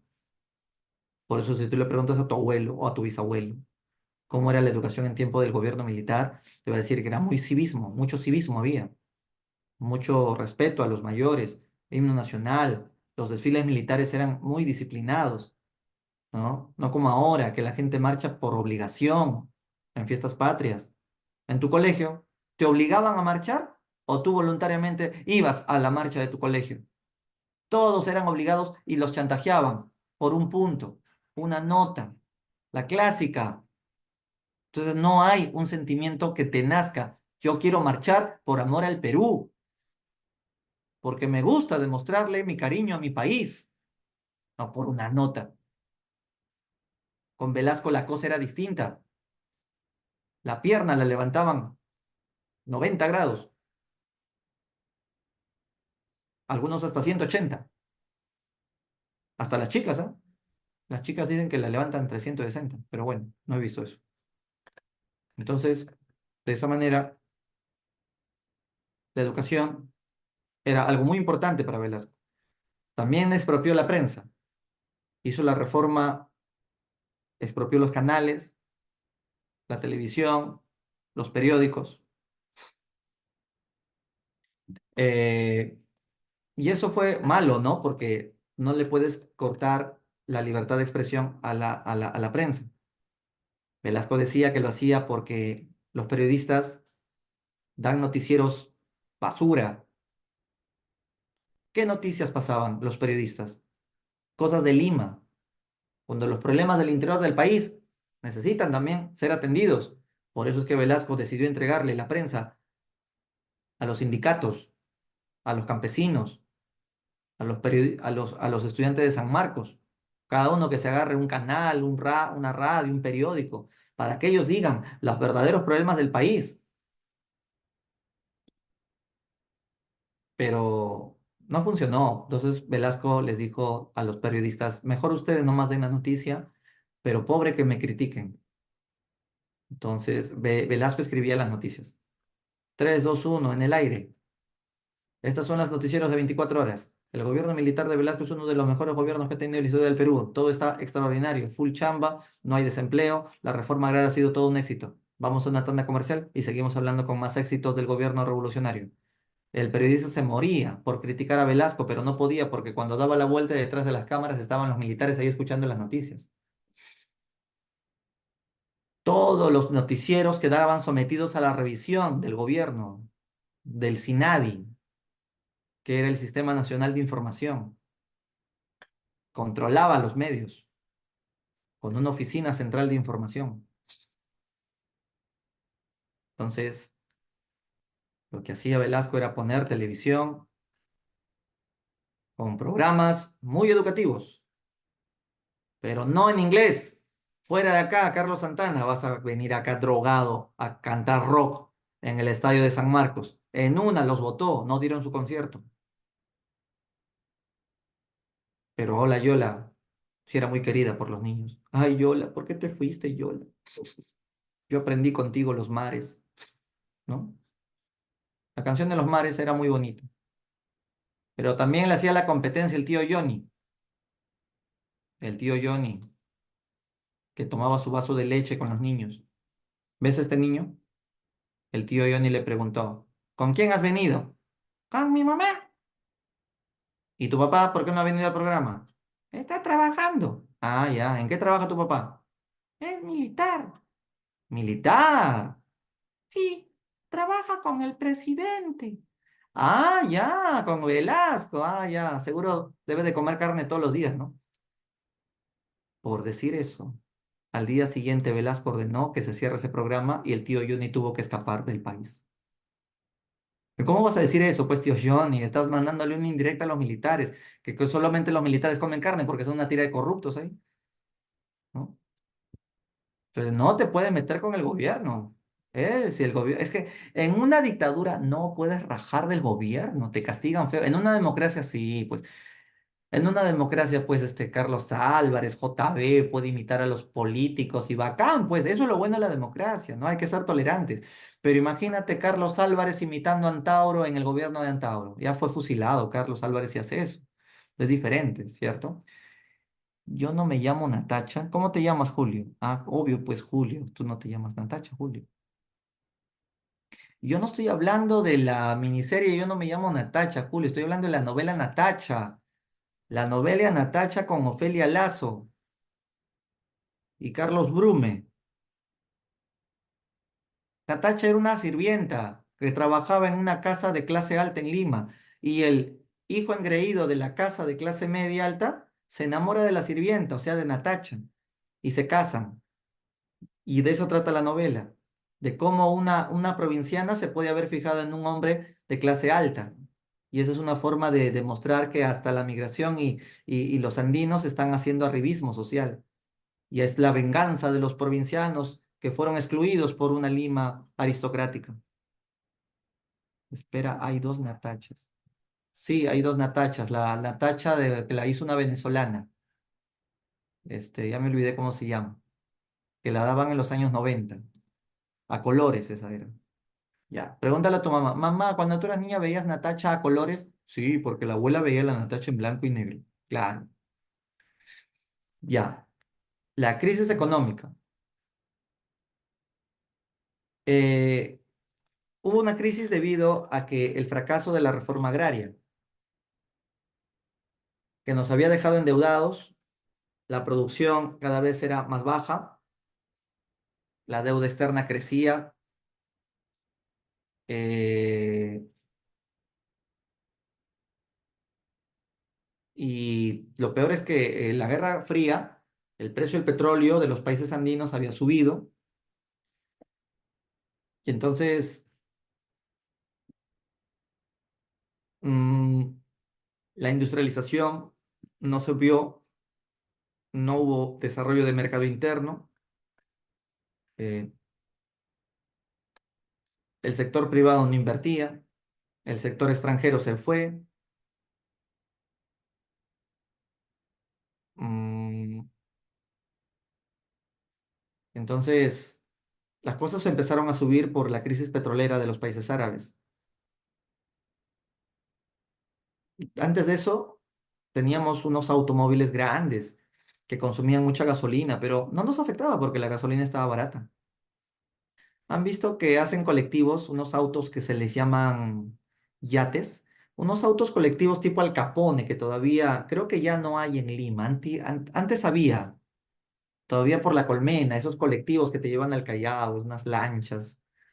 Esos eran los autos de Velasco. Tremenda gasolina que consumían. Pero como empezó a subir el precio de la gasolina, empezamos a comprar Volkswagens. Y se puso muy de moda el escarabajo, el carro escarabajo, que consumía pues muy poquito combustible. Entonces, se tuvo que reemplazar los Volkswagen por la crisis petrolera. Sí, aún existen, pero poquitos. Eh, entonces nuestras exportaciones cayeron y la industria no se vende. Estábamos endeudados con las armas soviéticas. Bueno, y para colmo, Velasco tenía una enfermedad en la pierna. La operaron y se la tuvieron que cortar. Tenía un aneurisma, una venita inflamada. Y bueno, y eso que se operó con los médicos cubanos, los mejores del mundo, pero todo salió mal, le tuvieron que amputar la pierna. Y como la crisis era cada vez más grave, no se le pagó a la policía su salario, entonces hubo huelga de policías. El 5 de febrero del año 75, Velasco no soportó que haya huelga de policías y ordenó que los tanques revienten a cañonazos a la policía, la comisaría de Radio y Patrulla, actualmente ubicado en La Victoria. Al día siguiente, en represalia, la policía no fue a trabajar, se cumplió la huelga. Y como se cumplió la huelga, Velasco ordenó el estado de emergencia y el toque de queda. Todas las tanquetas y los tanques salieron a matar a los delincuentes, porque habían más delincuentes ese día. ¿Por qué? Porque ningún policía salió a las calles a trabajar. Toda la gente empezó a saquear las tiendas, no solamente eran delincuentes comunes, sino gente del APRA, del SUB, de la CGTP, hasta tú podías haber ido a Wilson, te llevabas la cocina, el refrigerador, el ventilador, porque nadie, todos los policías estaban en su casa en huelga. Entonces la mitad de Lima fue incendiada. 100 muertos hubo en ese día 5 de febrero del año 75. Finalmente, cada vez Velasco estaba haciéndose más impopular y el 29 de agosto de 1975 le hace un golpe de estado su hombre de confianza, su mejor amigo, su brazo derecho, Francisco Morales Bermúdez. Le hizo un golpe interno a Velasco llamado el Tacnazo, porque lo hizo desde Tacna. A las 5 de la mañana, Bermúdez, que estaba en una borrachera con unos militares, porque solamente borracho tuvo el valor para salir por televisión anunciando de que decidía hacerle golpe a Velasco. Velasco en su silla de ruedas, cuando vio la noticia, lo único que dijo fue una lisura. No te lo voy a decir. Bien, y así empezaba el fin de Velasco. Lo digo, dijo, carajo, si no fuera por esta pierna de mierda, ese cojudo no me saca. Eso dijo Velasco. Bien, entonces Velasco salió por televisión a despedirse, y se le vio bastante demacrado a Velasco. La enfermedad lo estaba consumiendo, estaba muy cambiado, y así fue como se despidió. 3 años después murió. Mira, qué día todavía se le ocurre morir. Adivina cuáles fueron sus últimas palabras. Y no me digas feliz Navidad. Sus últimas palabras fueron a su esposa: dile a Víctor Raúl Aya de la Torre que hoy va a pasar una muy feliz Navidad. ¿Qué quiso decir con eso? Quiso decir que muerto Velasco, ¿quién era el político más famoso de la historia del Perú que tenía la chance de ser el nuevo presidente? Aya de la Torre. Pero para que Aya sea presidente, primero tenemos que deshacernos de Bermúdez. Chao, Velasco. Esta es la película que te recomiendo de Velasco, La Revolución en la Tierra. Está pirateada en YouTube, véanla. Vamos ahora con Francisco Morales Bermúdez. Morales Bermúdez, limeño, nieto de Remigio Morales Bermúdez, presidente de la Reconstrucción Nacional, que estudió en el Colegio Pituco en la Inmaculada, se graduó en la Escuela Militar de Chorrillos. Su promoción se llamó Terremoto porque ese año hubo el terremoto del año 40 y se volvió el secretario personal de Velasco, llegando a ser su ministro de Economía, demostrándole su lealtad. Le decía, Velasco, contigo hasta la muerte. Y ahora míralo, pues, haciéndole el golpe a Velasco. Como la salud de Velasco era delicada, Morales Bermúdez aprovechó para pedirle a Velasco que le dé el poder. Pero Velasco se molestó diciendo, mira, Bermúdez, no me llames, yo te llamaré. Todavía no me he muerto para que tú me pidas el poder. Aunque Bermúdez dice que no fue así. Bermúdez dice que Velasco le dijo a Bermúdez para darle el poder. Que Velasco le dijo, Bermúdez, estoy enfermo, creo que estoy pensando en darte a ti el poder y que tú empieces la segunda fase. Y Bermúdez le respondió, mi general, yo no tengo ninguna ambición, mi general, ninguna ambición tengo. Pero si usted lo cree así conveniente, bueno, deme el poder y habrá que proceder. ¿Le crees? Eso dijo Morales Bermúdez en una de sus últimas entrevistas. Y eso lo puedes ver en la película La Revolución y la Tierra, que te estoy recomendando, véanla. Dura 2 horas, pero es en lo máximo. A partir del minuto 40 se pone interesante. Gratis para ti, yo tuve que pagar 35 soles, porque la vi en el cine, cuando salió en cartelera. Y fue lo máximo, porque habían ex hacendados que habían ido a ver la película y decían, maldito Velasco, ratero de mierda, me quitaste mi hacienda. Y yo me reía, pues. Y luego, pues, termina la película, todos se van y había un hacendado, bueno, no sé si era y nieto de algún hacendado con su, ¿no? Sombrero, un blancón, su barba, que se quedó ahí reflexionando, reflexionando.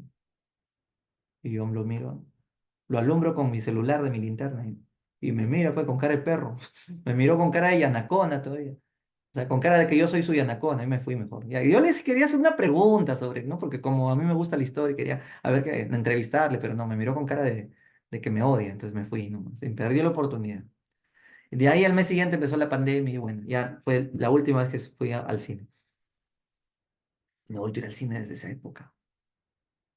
Voy a llamar a mi amiga, creo. Sí. Justamente he comprado agua mineral, así es que no sé a quién llamar para tomarla. Hasta ahorita voy al cine. Ya, sigo ya. Entonces, Bermúdez toma el poder. ¿Y qué hizo Bermúdez ya en el poder? Decidió desmantelar todas las reformas que hizo Velasco. Bermúdez dijo que Velasco era muy extremista, que por culpa de sus reformas nos hemos peleado con Estados Unidos y que no es posible que Velasco desde el Estado nos esté encapsulando bajo sus órdenes, así que lo que mejor hay que desactivar el Cinamos. Y que la reforma agraria no sirve para nada, así es que lo mejor es parcelar la tierra. Así es que campesinos, esta hacienda va a ser parcelada en varios lotes, un lote para cada uno, y ustedes hagan con lo que quieran con su lote. ¿Qué hicieron los campesinos con su lote? Lo vendieron y siguieron pobres. Ese fue el fin de la reforma agraria. ¿Quién lo compró? Empresas, Leche Gloria, Nestlé, estas fábricas, ¿no? Compraban las tierras y de ahí hacían sus fábricas. ¿Qué más hizo Bermúdez? Dijo que es un error que Velasco se haya peleado con Estados Unidos, que venga la inversión privada.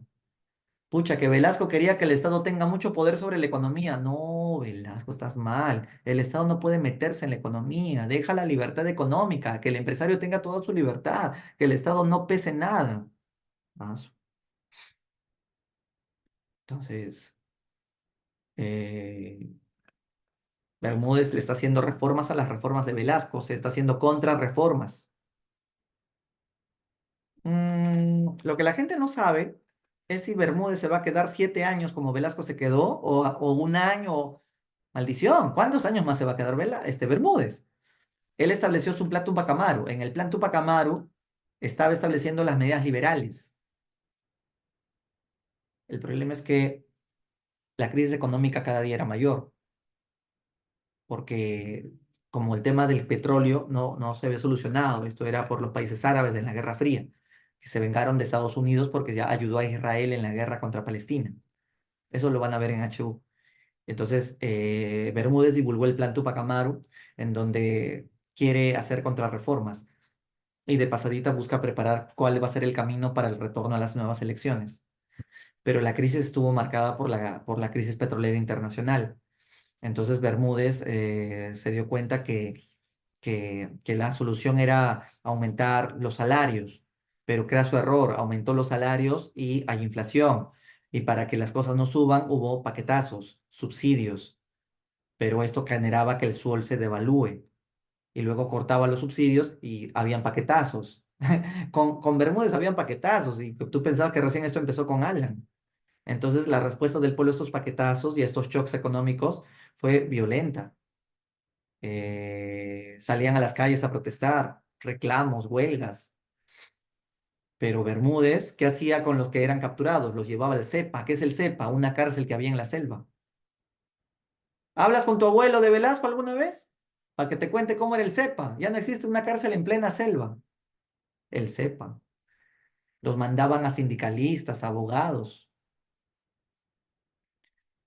Se nota que Bermúdez está volviendo para la izquierda o para la derecha. ¿Qué sabor te está dejando Bermúdez? ¿Se está yendo para la izquierda o para la derecha? Para la derecha, pues.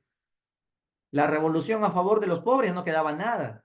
La inflación llegaba a 40% por culpa de Bermúdez. Por eso es que la gente explotó. El 19 de julio de 1977 hubo un tremendo paro masivo ante un nuevo anuncio de paquetes de subida de precios. ¿Y quién aconsejaba a Bermúdez que suba los precios? El Fondo Monetario Internacional, sometido a los intereses yanquis. ¿Cuándo no? Entonces, entre estos paquetes que ordenaba el Fondo Monetario, estaba que había que despedir a los sindicalistas por ser rojos, que desmantelemos la CGTP, que está lleno de sindicalistas obreros, al SUTEP, que está lleno de profesores marxistas. Pero esta gente no dudaba con responder con más huelgas. La izquierda cada vez se fortalecía. Entonces, el paro fue muy exitoso. Todo el país paralizó. Fue el más grande de la historia, después del de las 8 horas de trabajo, por supuesto. El de las 8 horas fue el mejor paro de toda la historia del Perú. Este fue el segundo mejor paro. Entonces, la huelga estaba prohibida, pero a la gente le llegó, se zurró en el militar. Estaban hartos de la dictadura, ya casi 12 años. Bermúdez aplicó el toque de queda. Si a las 12 de la noche te veo en la calle, te meto a la cárcel. El estado de emergencia. Se suspende todas las garantías individuales. Se pueden meter a tu casa a ver si eres o no eres sindicalista. Está prohibido la libertad de reunión. Está prohibido la libertad de tránsito. Pueden violar tu domicilio en nombre del Estado. Pero el gran paro del 77 obligó al gobierno a, a convocar a una asamblea constituyente. La asamblea constituyente fue un respiro para nosotros porque era un anuncio de que ya estábamos volviendo a la democracia. Con el plan Tupac Amaru se anuncia regresar a la democracia, pero con una nueva constitución. Pero para que se dé esa nueva constitución teníamos que elegir a los miembros de la constituyente y eso significó ir a elecciones. El pueblo votó para elegir a los miembros de la constituyente. ¿Y quién fue el más votado? El más votado fue Aya de la Torre. Por eso es que el APRA se encargó de preparar la constitución del año 79.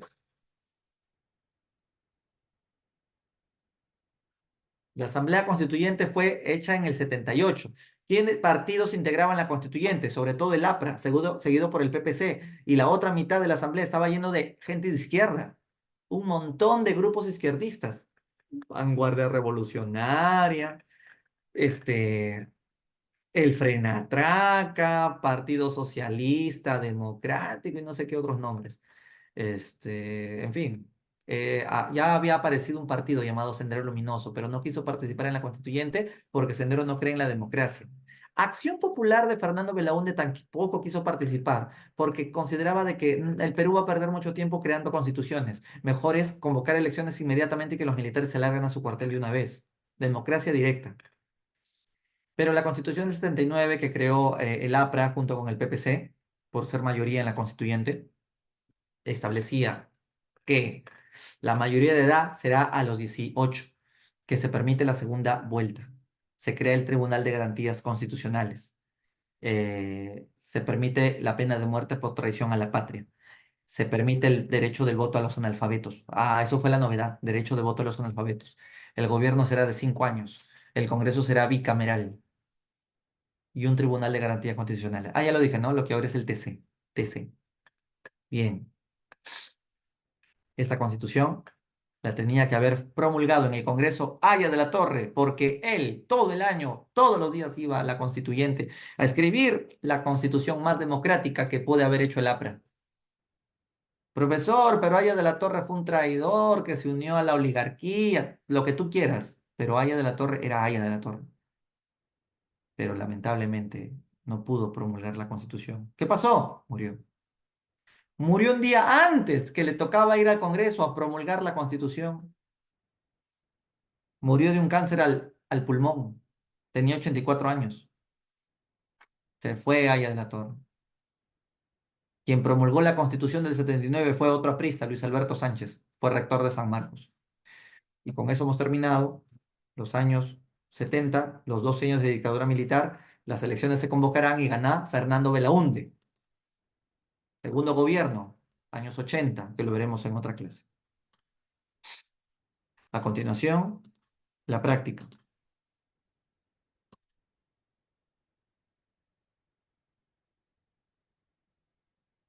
Muy bien, entonces podemos empezar. Un ratito, vayan leyendo la número uno.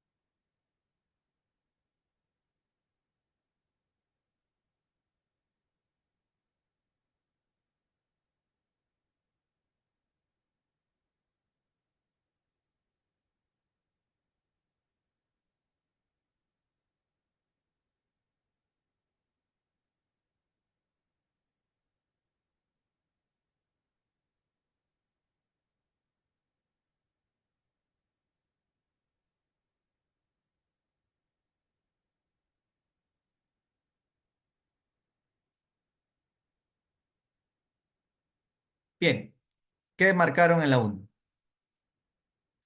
La uno, la D, primera fase de la dictadura de Velasco, seguro. A ver. mm, La imagen mostrada, movimientos guerrilleros, este proceso histórico convencional se desarrolló durante, claro, la primera fase, ¿no? Ya. Pregunta 2.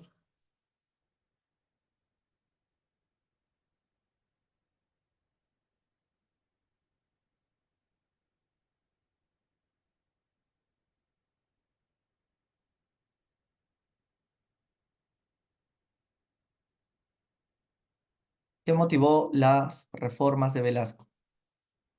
Lo que motivó las reformas de Velasco fue la gran injusticia que había en el Perú. Correcto, la E.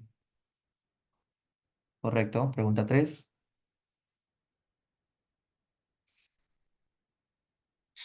¿Cómo se llamaba esa entidad que se creó, que reemplazaba a un partido político y encapsulaba a la sociedad para que se movilice en las calles? Muy bien, el Sinamos. A ver, vamos a bajar acá. A ver, la 4.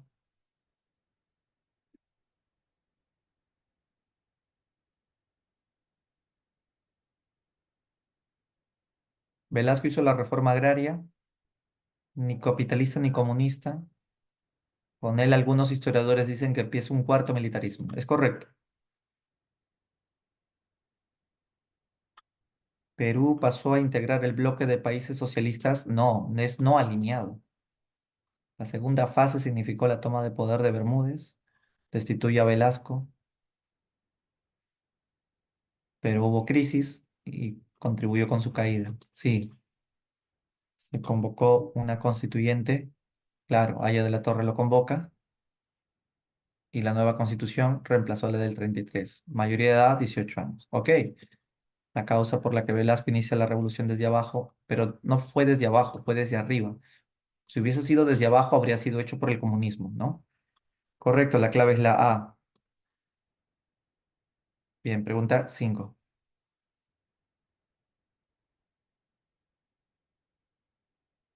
¿Qué motivó las reformas de Velasco? La injusticia y la dependencia. A ver, la 6.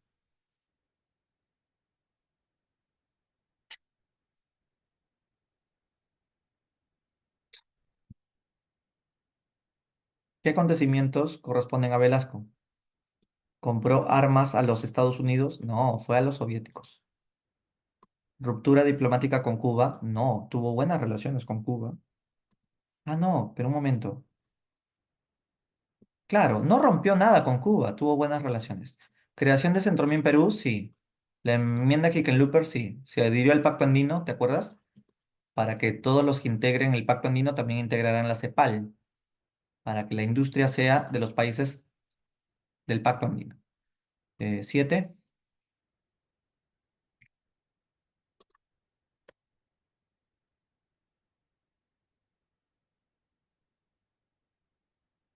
¿Qué hizo Bermúdez antes que se vaya? Se enfrentó a las huelgas y paros nacionales.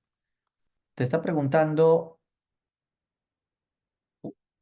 este gobierno inició un cambio en la estrategia, ya que cuando se refiere a cambio en la estrategia quiere decir que para que el país no lo vea como un mal presidente, ¿qué hizo?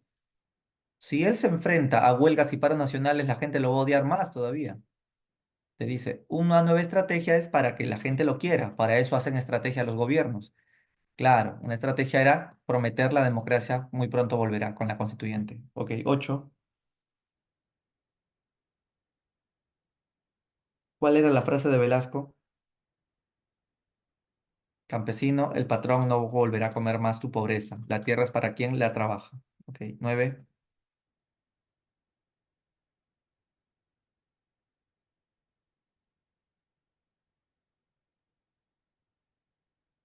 El gobierno que es una regresión, o sea, un retroceso, porque desmanteló todas las reformas de Velasco, se produjo tras,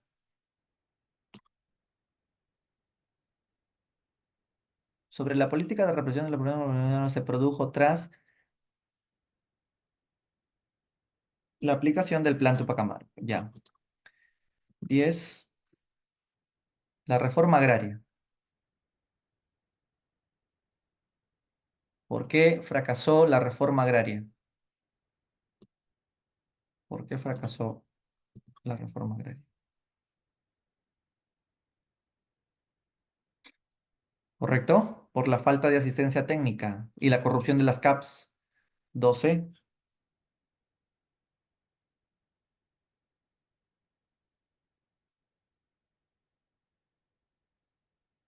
En la primera fase, o sea, con Velasco, se procuró quebrar la oligarquía. Para ello, tres medidas principales que hizo Velasco, ¿cuáles fueron?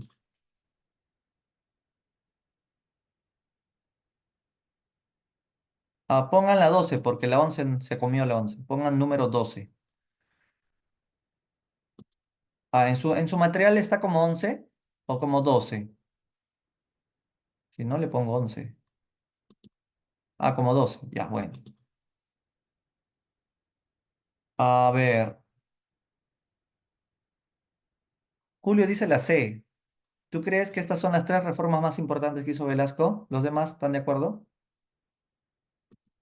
De hecho, que entre las mejores reformas tiene que estar la reforma agraria. Entonces, claro, nacionalizó las empresas petroleras y la reforma educativa también. Lo que sea, pero es la C. Ya, queda. 13.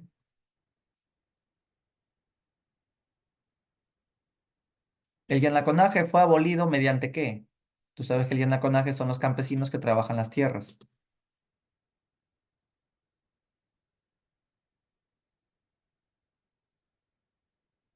Correcto, Antarqui. El yanaconaje fue abolido gracias a la ley de reforma agraria. 14.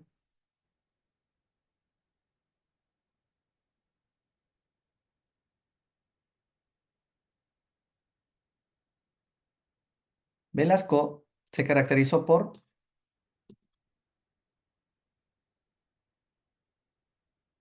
correcto, el Estado maneja la economía, fuerte intervencionismo. 15. ¿Cuál fue el pretexto para que Velasco lo saque a Belaúnde?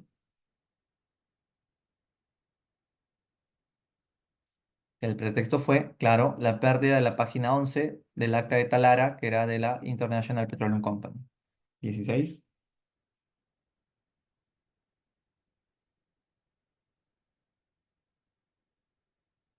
¿Cuál era el objetivo de Velasco para expropiar tantas empresas?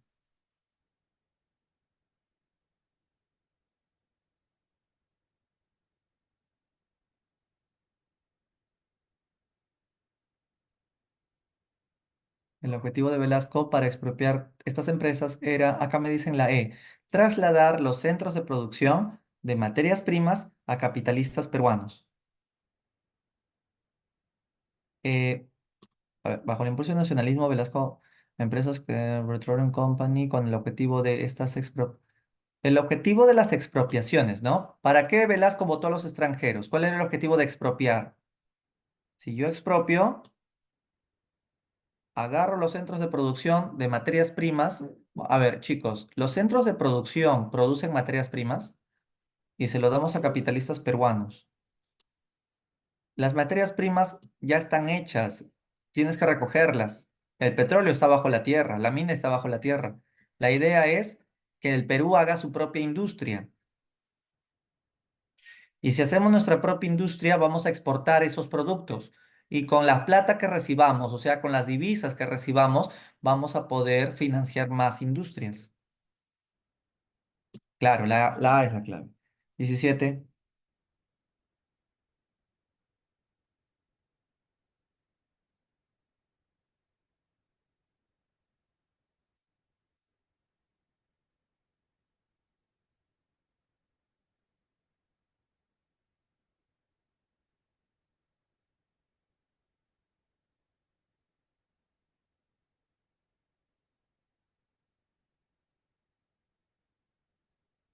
Mm. Dice que las empresas del Estado eran muy ineficientes y que acumulaban muchas pérdidas y que Velasco tenía que llenar ese vacío con nuevos créditos y de préstamos externos.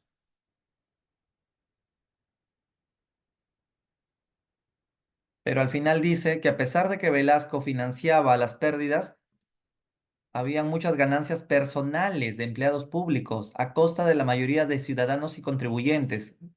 Lo que te está hablando es que ahí hay corrupción.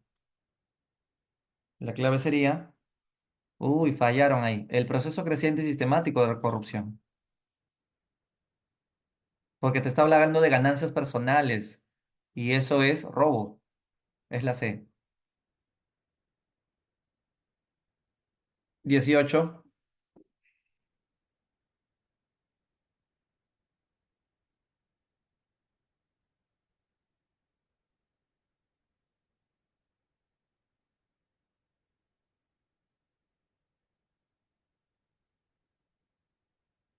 Para los intelectuales y para el gobierno de Velasco, las reformas tenían objetivos con qué características.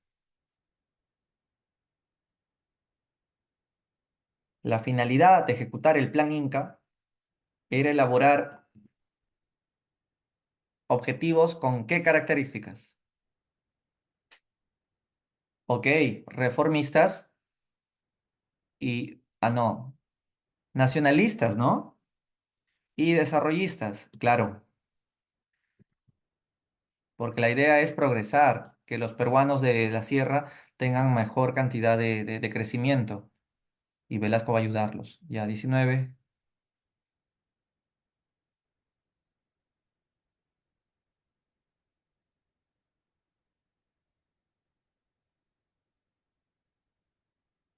Ah, creo que está repetida. Las tres más grandes reformas habíamos dicho ya, ¿no? Ok. Y 20.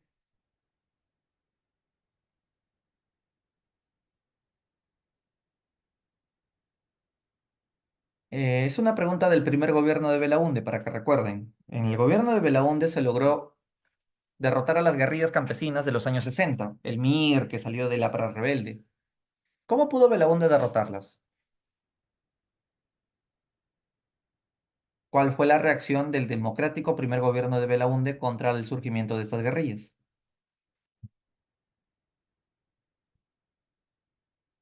Represión militar contra los militantes de las guerrillas. Pero contra los militantes de las guerrillas, bueno, puede ser, pero la D también intenta intensa represión militar, incluso con armas químicas. Este está mejor, porque sí se usó armas químicas. ¿Sabían que se usó las mismas armas de la guerra de Vietnam? Napal se usó, y con eso se eliminó a los campesinos guerrilleros, que si bien eran izquierdistas y todo eso, eran peruanos también, aunque peleaban por la reforma agraria. No eran como los de Sendero que mataban a todos. Estos guerrilleros pues buscaban una reforma agraria, ¿no? Eso sí, y estaban armados, asaltaban bancos para financiar la revolución, pero eran guerrillas con inspiración de Cuba. En cambio, Sendero son terrorismo con inspiración chino, que hizo muchísimo daño al país.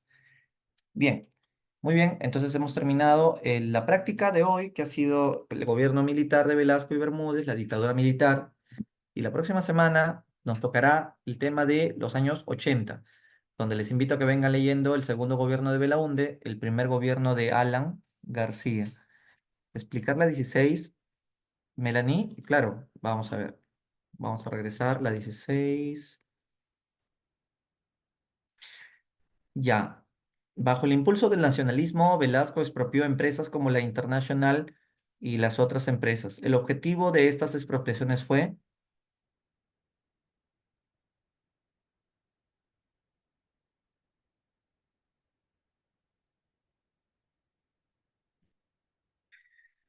está bien, la A. El objetivo de estas expropiaciones fue obtener divisas para financiar el programa de industrialización por sustitución de importaciones. Lo que pasa es que la palabra industrialización por sustitución de importaciones no es otra cosa que el ISI, que es una sigla.